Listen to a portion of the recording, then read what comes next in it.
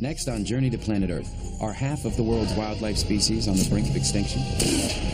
Why are tigers and primates disappearing? And is global warming a death sentence for polar bears? In Montana, the grizzly makes its last stand, while in the Everglades, help is coming from an unlikely source. I'm Matt Damon. All this and much more as we investigate the state of the planet's wildlife.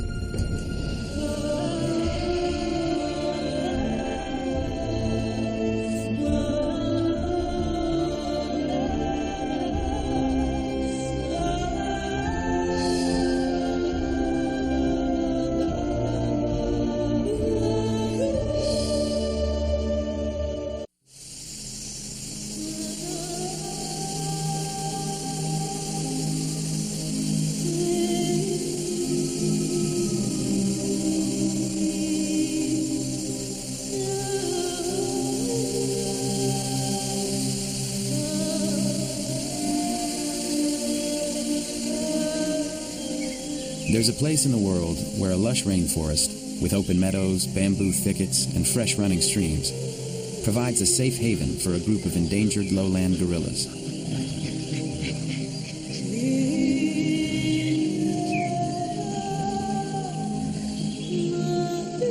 In this jungle sanctuary, highly threatened animals survive without fear of being stalked by local poachers.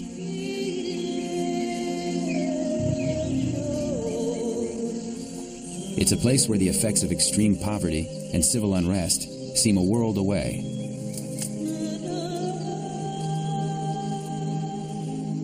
But what really makes this patch of wilderness so extraordinary is the fact that it's not located in a remote part of Africa, but rather here in New York City.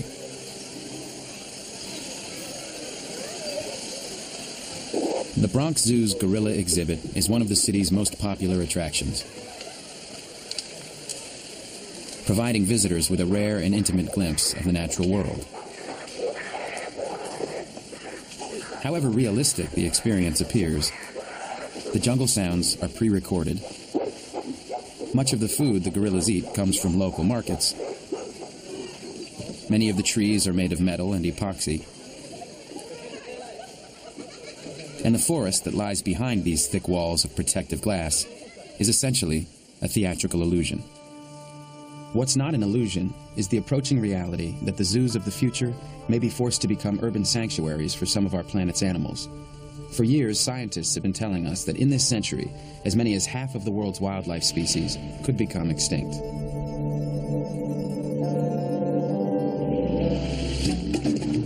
Once, not so very long ago, the Earth was a place of great and unspoiled diversity.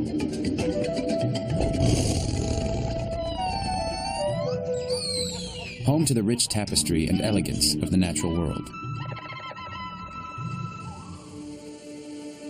Once, not so very long ago, ours was a world with vast stretches of uninhabited and protected wilderness areas.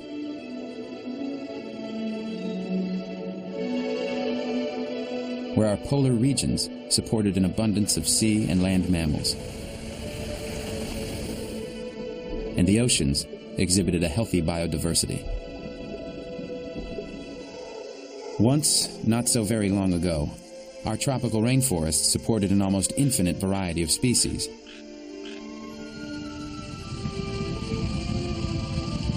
And the savannas and grasslands of the world sustained great herds of wild and migrating animals.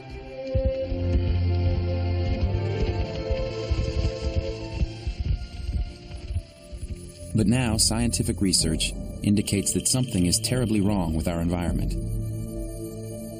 That much of our planet's wildlife is in danger of disappearing.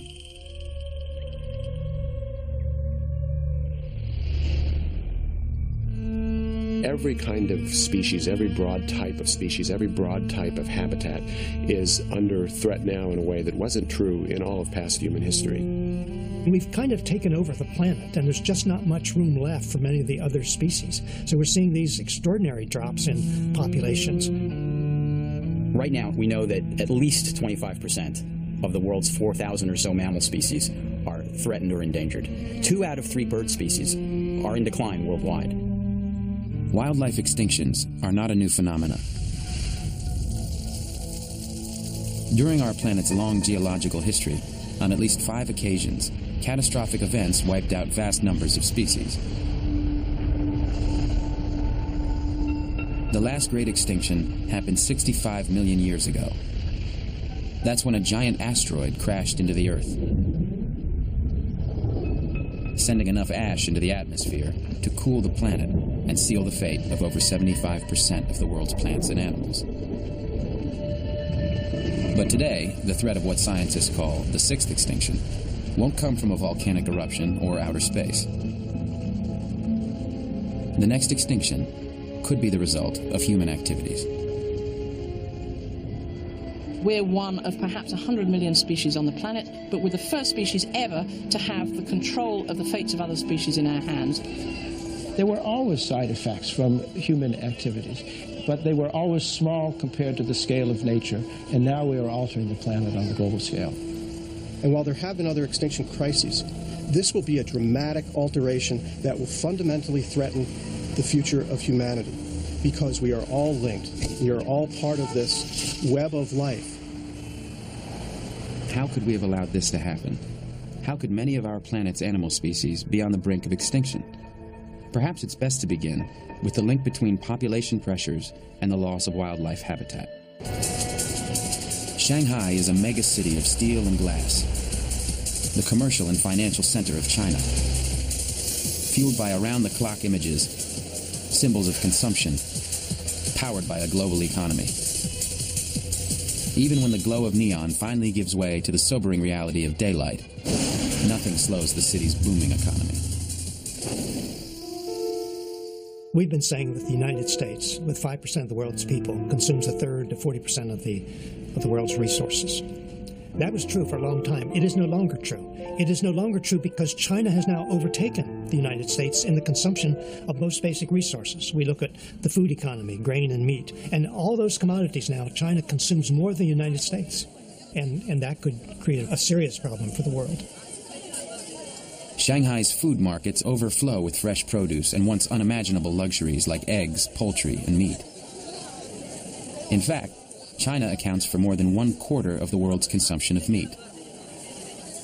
Simply put, 1.3 billion consumers can have a major impact on the world's economy.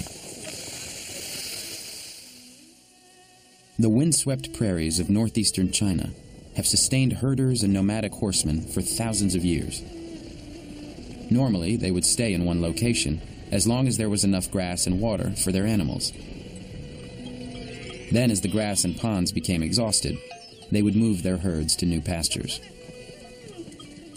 To exploit China's sudden and growing appetite for meat, the herders increased their cattle, sheep, and goats from 100 million head to over 400 million. But there's not enough pasture to support this increase in livestock. Extreme overgrazing has created a crisis. Without the protective cover of grass, the herders can't keep up with the demand for meat. This has forced the Chinese to increase their production of pork and poultry, requiring massive amounts of feed grain made from soybeans. But farmers can't meet the demand. And in their search for soybeans, China is, in a sense, burning up the forests of the world, particularly the rainforests of the Amazon. Each year, millions of acres go up in flames. The devastation caused by local farmers is unimaginable. Gone is irreplaceable habitat that helps support the greatest diversity of wildlife in the world. Gone is important genetic information of plants and animals that could lead to the development of new drugs and cures for diseases.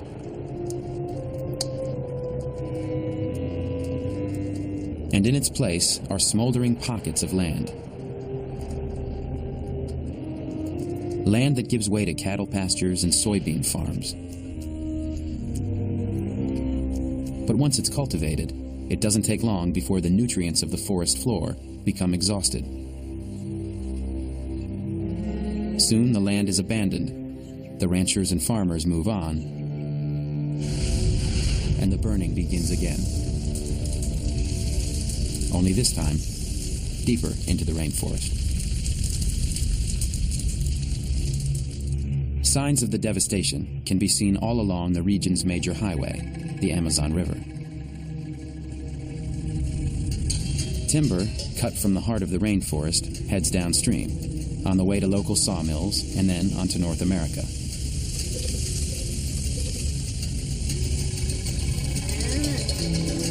Cattle raised on exhausted farmland are destined for the food markets of Europe. And soybeans, grown on the charred remains of the forest floor, are loaded into cargo containers that make their way to the pig and poultry farms of Asia. As a result, Brazil has become the world's largest exporter of soybeans, and their biggest customer is China. In the era of globalization, deforestation is increasingly driven by the dinner tables of the world. And if 1.3 billion Chinese decide to eat more pork and poultry, but lack the land to grow soybeans, then the Amazon simply becomes their new farmland.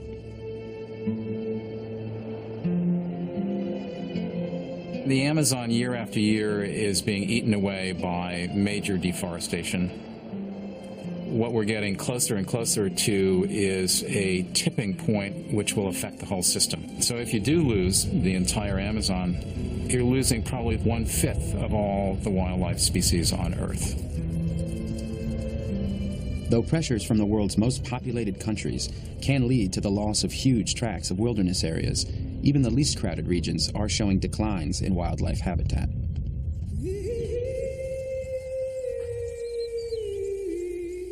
South Africa is a country dominated by the timeless rhythms of nature. And the diversity of life found in the rolling hills of endless green.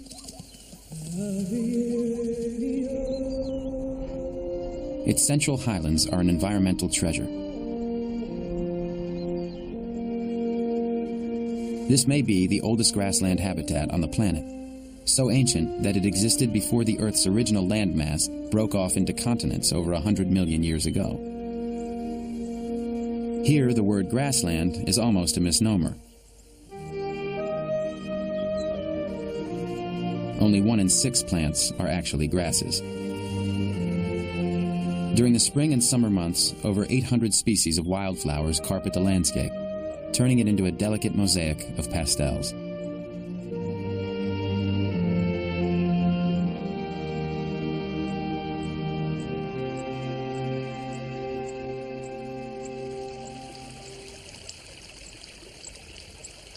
The grasslands act like a giant sponge, a natural reservoir that soaks up water during the rainy season and slowly releases it during South Africa's long dry season. Small pockets of wetlands are home to some 360 species of birds.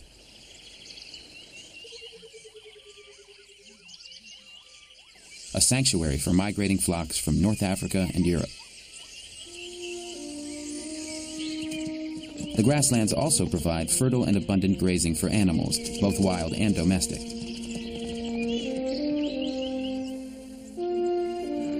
Overgrazing and erosion have never been a problem. Until recently, this was an ecosystem in almost perfect balance. South Africa also represents a microcosm of a global debate: how best to balance badly needed economic development with the preservation of nature.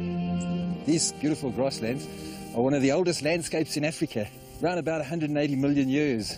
They used to cover as much as 60% of Africa, and today they're being threatened by all sorts of things. Perhaps the most invasive are alien tree plantations to feed great big paper and pulp mills for Japan and the US. Along the edge of the grasslands, hundreds of thousands of acres have been turned into tree plantations. Logging has become a major industry in South Africa.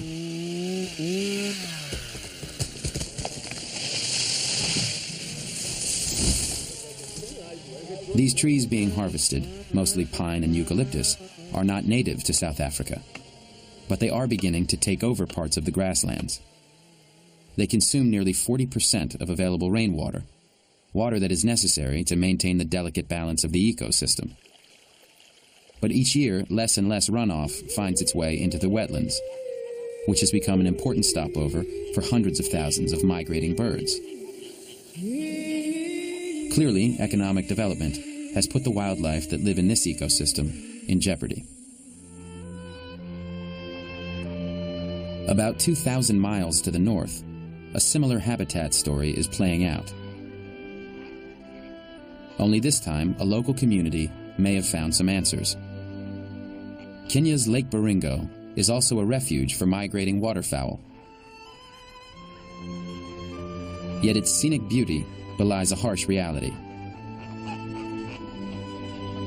Lake Baringo is dying. It's literally drying up. I was born and raised here in Lake Baringo, and the area that we're now standing on used to at one time be lake. In fact, there would have been about 7 or 8 feet of water here. Murray Roberts feels a strong bond to this place and its people. Over the years, he watched with dismay as this jewel of a lake turned brown, as it slowly lost volume. The lake is receiving about 4 million cubic meters of silt every year. And as the years go by, the lake goes further and further down, and the bottom of the lake comes further up. And the long-term prediction is that it will eventually become a swamp. Murray knows the reasons all too well. Increased agriculture has siphoned river water away from Baringo.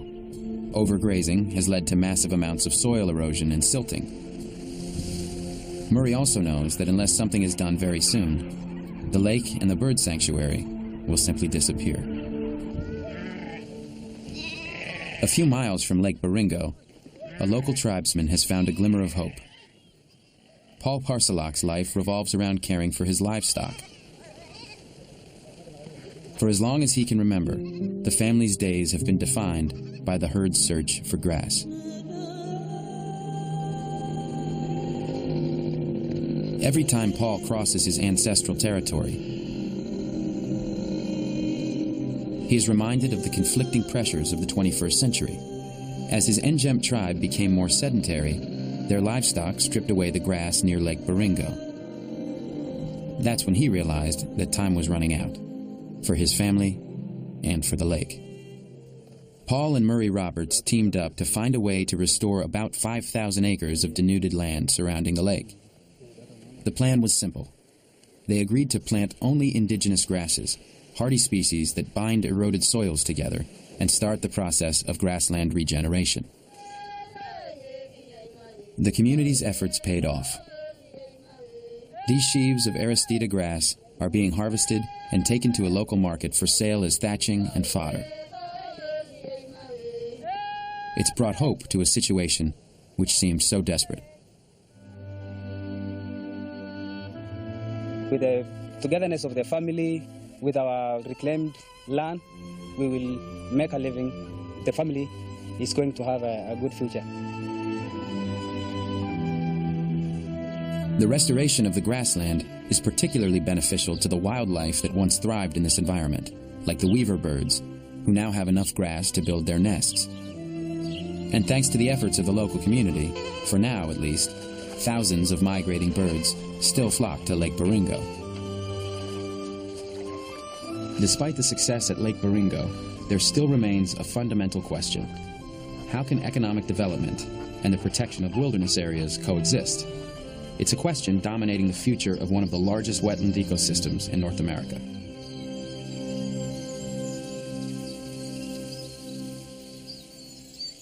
At first glance, Florida's Everglades seems like a forbidding primordial wilderness.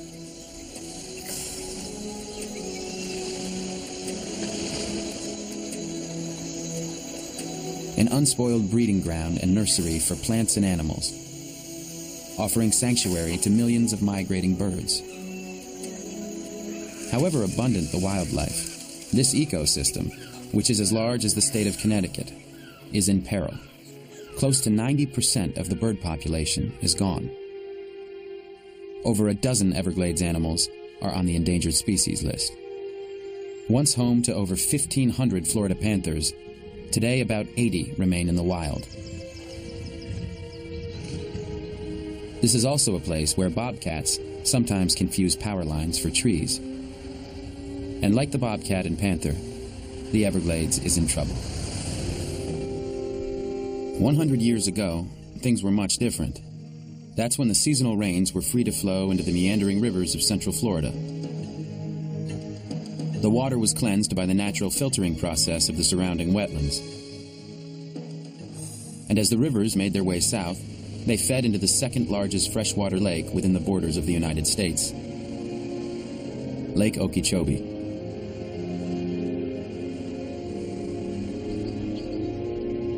From there, the water slowly flowed across the marshlands, eventually giving life to the Everglades. But now the lake is surrounded, not by wetlands, but rather the urban sprawl of 5 million people.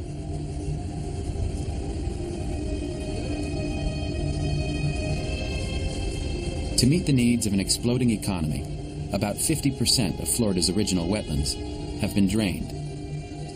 Its water diverted into canals for flood control and to satisfy the thirsty demands of development and agriculture.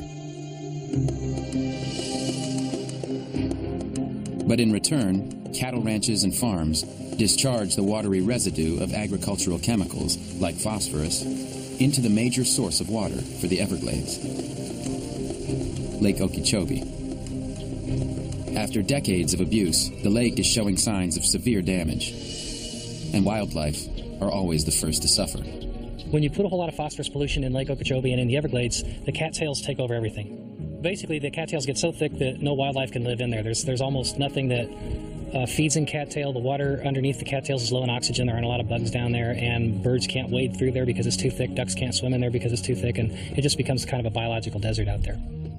Although most biologists concede that the Everglades can never be returned to its original state, experts are developing plans to reverse the environmental damage, and help is coming from an unlikely source.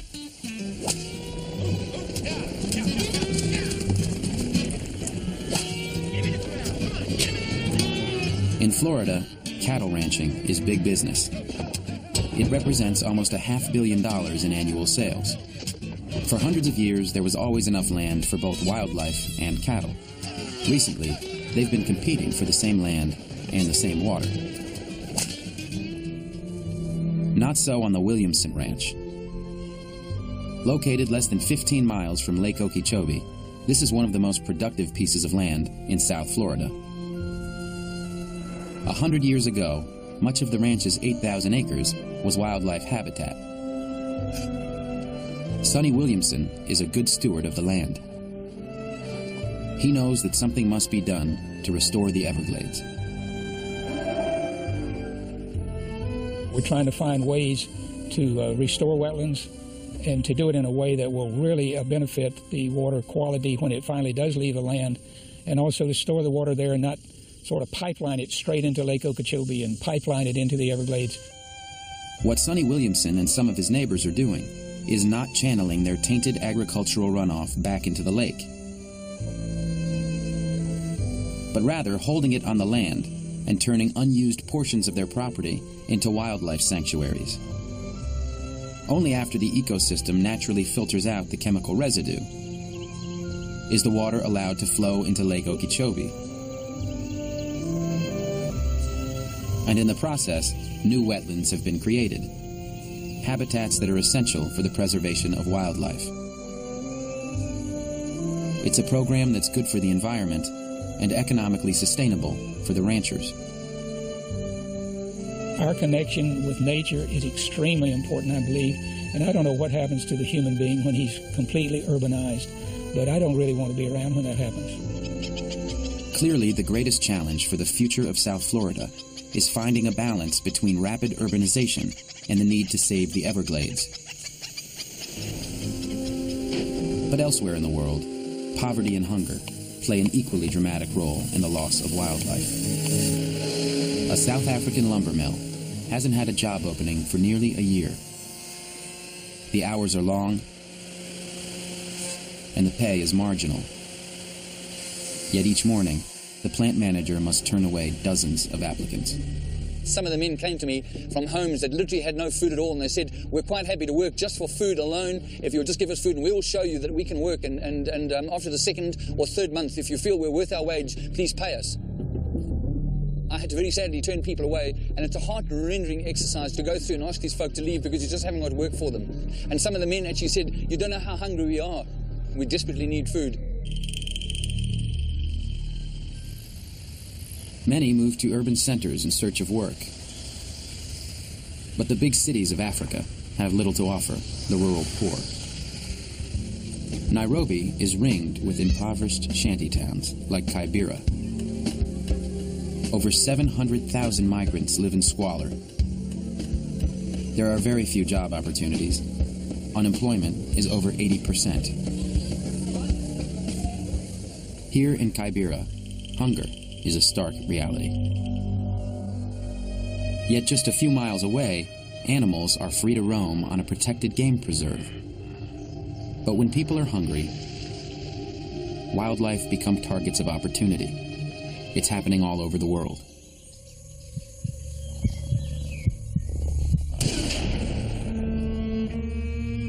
Each year, millions of animals are killed so the poor can earn enough for the bare necessities of life, while the world's tigers are going extinct.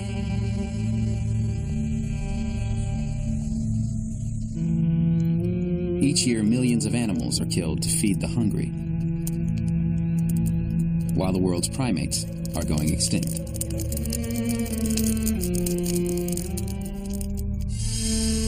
Each year, millions of animals become trophies for the wealthy,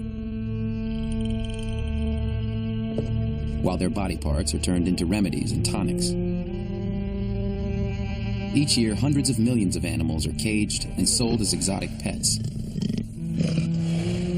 And the loss of bird species is astonishing. The epicenter of the world's wild bird trade is here, in the back alleys and markets of Singapore. Located in the heart of Southeast Asia, this is where hundreds of thousands of rare and exotic birds are bought and sold. Singapore's active harbor reflects the enormous profits that come from liberal trading policies.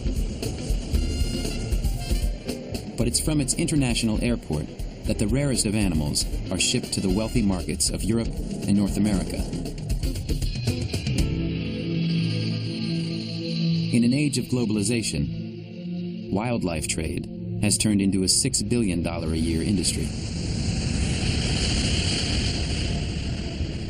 What we're essentially doing is creating what's known as the empty forest syndrome.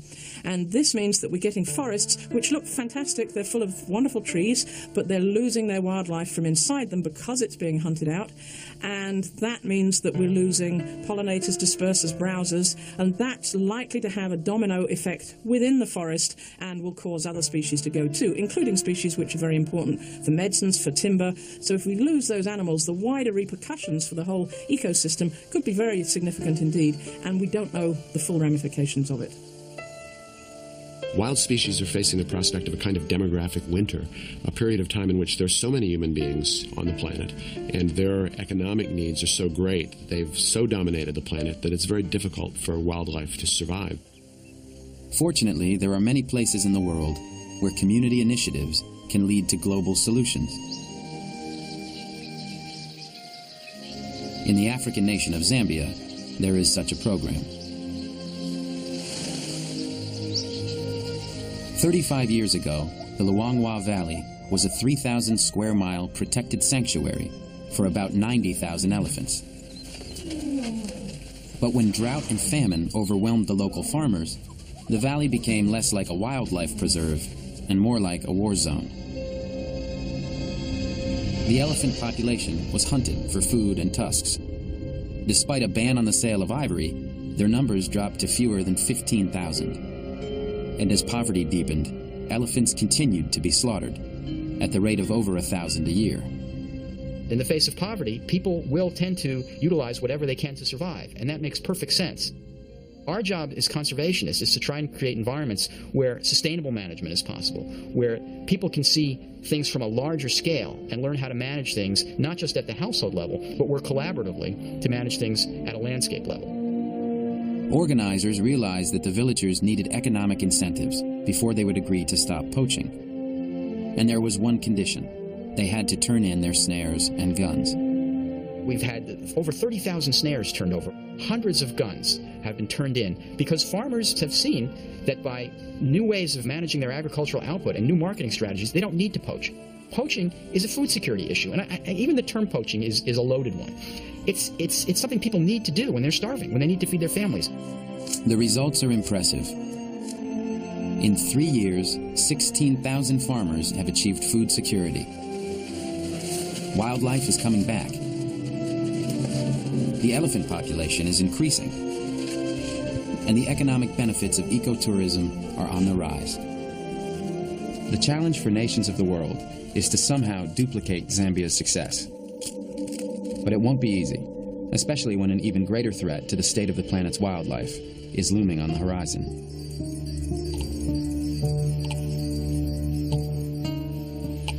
From the air, the world's glaciers are an extraordinary sight. A treasure of natural beauty. With endless formations of ice and snow, seemingly frozen in time. But now take a closer look. Something seems to be going wrong. The world's glacial regions are melting. And it's because of human changes to our environment. We now live in a world where ice and snow are melting at unprecedented rates. And where temperatures are rising faster than at any time in recorded history. In Montana's Glacier National Park, about 150 years ago, there were over 150 active glaciers. Today, there are 27. In a few decades, scientists tell us, they'll be gone. In South America, the glaciers of the tropical Andes are also melting. The alarming fact is that they are melting 3 times faster than they were 50 years ago. Parts of Africa are also showing the effects of climate change. Mount Kilimanjaro dominates Tanzania's landscape. Its peak has been covered with ice and snow for nearly 11,000 years. But recent satellite images show a dramatic melting of its glaciers. Scientists now expect that they will be completely gone by the year 2020. The melting of the world's glaciers is also an early warning signal, a vivid reminder that the 6th extinction could be only decades away. Yet there is a place where it may have already begun, and it's happening in one of the world's coldest regions, the Arctic. Climate change is not a theory, it's a reality here in the Arctic. We are getting ice forming much later in the year and breaking up much earlier in the year. We're getting insects that have never been up here in the Arctic before. We're getting birds, species of birds and fish that have not been up here before. Our whole world is being altered up here in the Arctic, and I think the world has to pay heed to that. For polar bears, climate change may be a death sentence. To hunt for seals, which is their primary source of food, the bears must first swim long distances until they find stable sea ice. Without the ice, the bears cannot survive. Their hunting technique is simple. The bears stake out breathing holes carved out by seals. They wait until the seals must come up for air,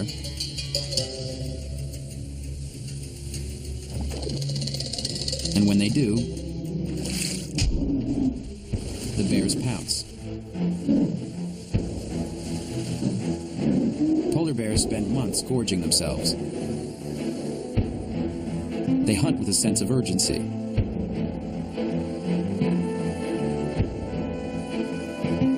The bears know that when the sea ice melts, they must go months without food until the ice returns.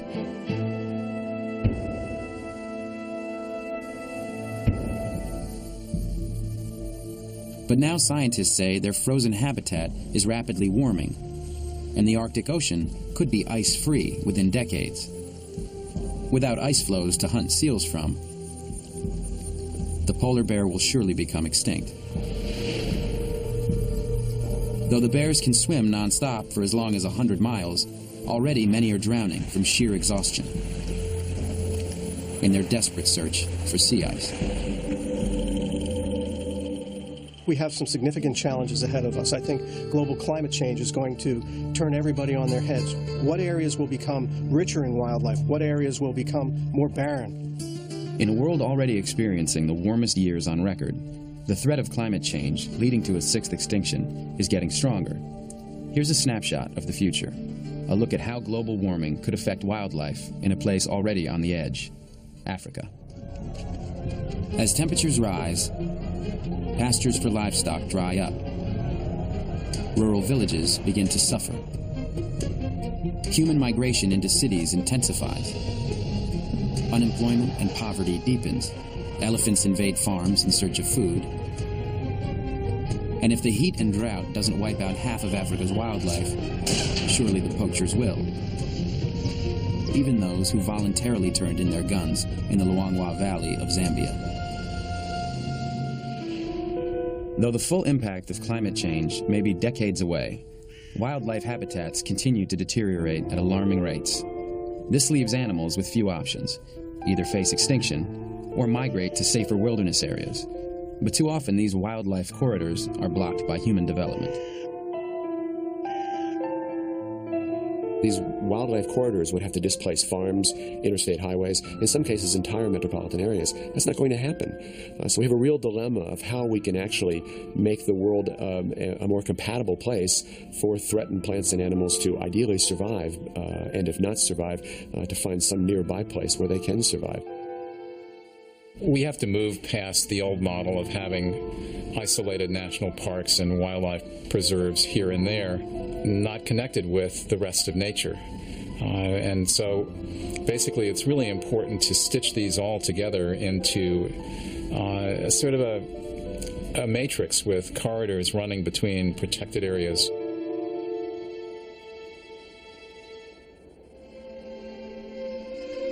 They call this the Rocky Mountain Front. It's where the grasslands of the Great Plains meet the towering peaks of the Rocky Mountains. Located in northwestern Montana, this is a gateway to one of the largest wilderness areas in the United States.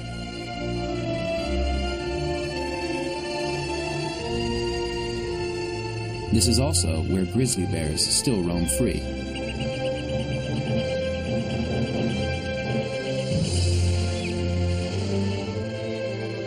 "200 years ago, the West was home to over 100,000 bears. Today, there are about 1,000. Human development has turned their feeding grounds into suburban backyards. And public sentiment threatens to exile the grizzly bear to isolated wildlife preserves.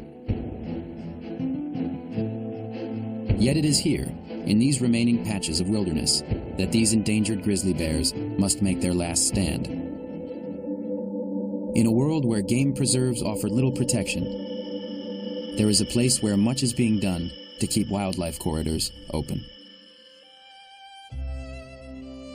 Montana's Blackfoot River Valley is a community of about 2,500 families.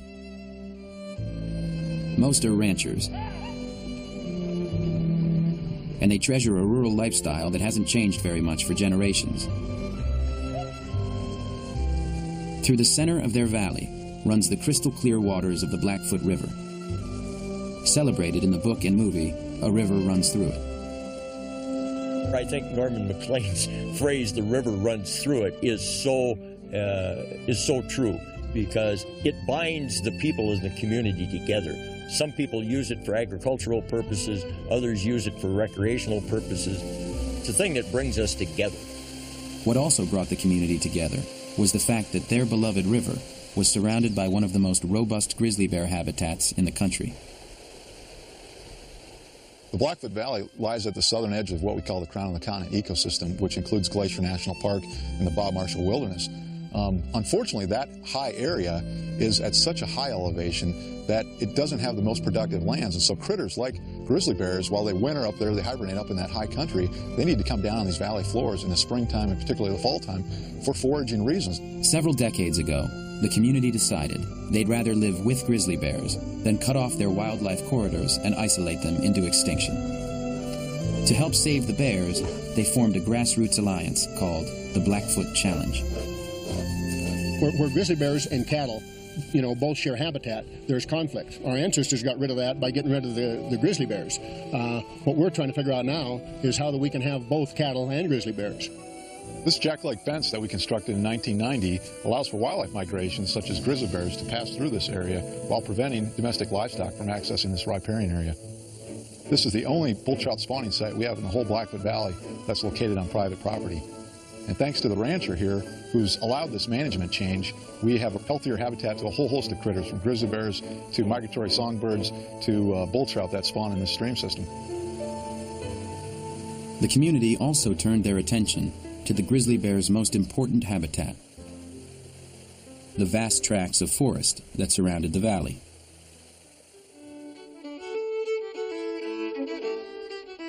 In the past, clear-cutting wiped out huge sections of woodlands.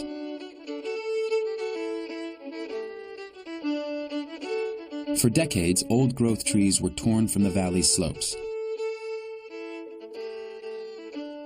But in the process, tens of thousands of acres of wildlife habitat were sacrificed to meet the nation's growing demand for wood.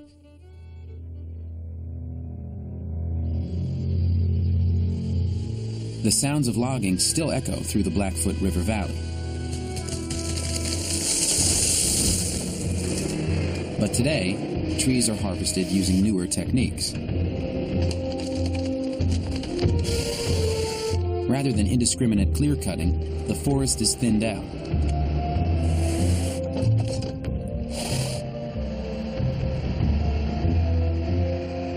Left behind is a healthier and larger habitat for birds and other animals, especially for grizzly bears. To help avoid serious confrontations between humans and bears, a local biologist keeps track of their migration patterns. Grizzlies have always been back in the Bob Marshall Wilderness. In the last 10 years or so, they've started to come out here on the south end. And a lot of this is private land, and a lot of it is land that hasn't had grizzly bear activity in the last 20, 30 years. But they're starting to move back in. At times, Jamie Jonkel uses radio collars and tracking devices to monitor the more active bears.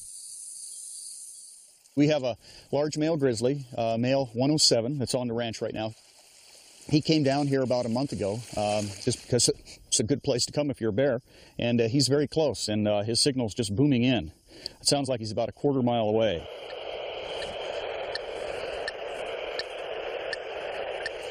And they kind of come off the mountain face here, and they come down into the flats.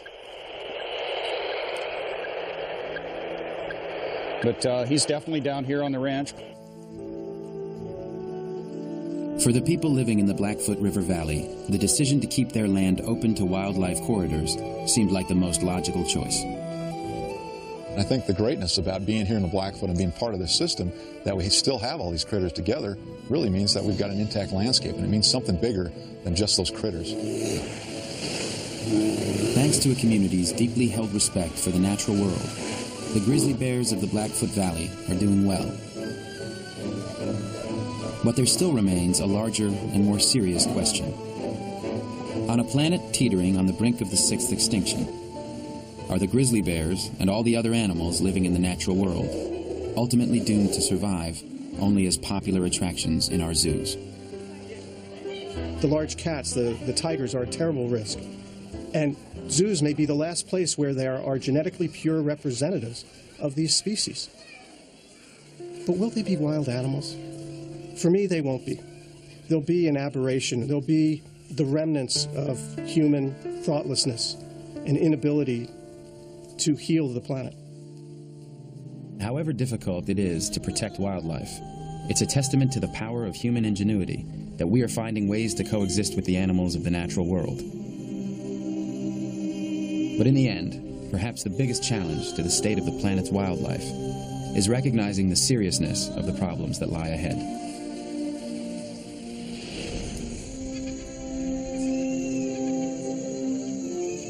The state of the planet's wildlife at the moment is very alarming. Some species are going so fast, and we either need to do something about it very quickly, or we're going to start seeing some pretty massive extinctions of species that we really care about. But it's going to be a horse race between those changes that will be irreparable and our ability to do good and alter the way that we use the resources on our planet.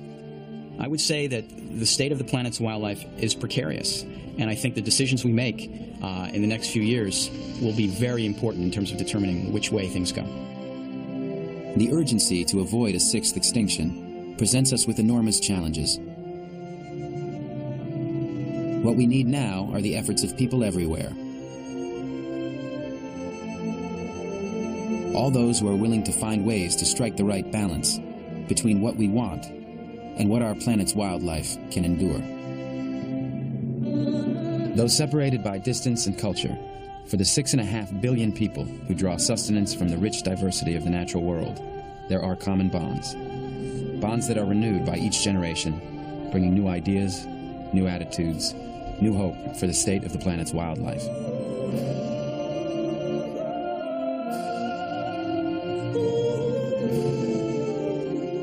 Planet Earth. This is our home. This is where our journey of discovery must begin.